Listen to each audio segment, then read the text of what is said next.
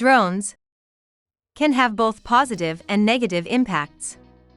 On the positive side, drones can be used for a wide range of applications, including aerial photography, disaster relief, and the delivery of goods.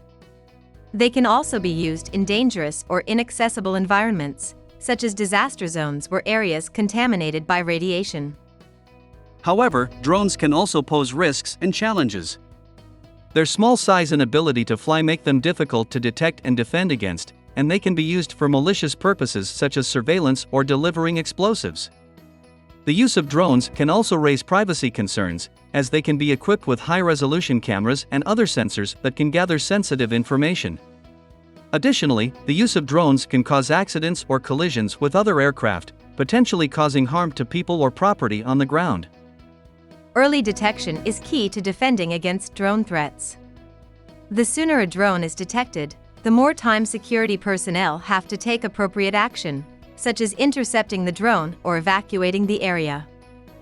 After a drone is detected, it is important to quickly identify it and assess the threat it poses to your mission. To identify the drone and its payload, it may be necessary to use a combination of technologies, such as visual recognition systems and radar tracking. This information can then be used to inform the response and ensure that the necessary security measures are taken. It is important to have a well-defined protocol in place to guide the response to a detected drone threat. Once a drone has been detected and its threat level has been assessed, there are a number of different measures that can be taken to defeat it. Electronic measures, such as jamming, can be used to disrupt the control signal between the drone and its operator, effectively disabling the drone.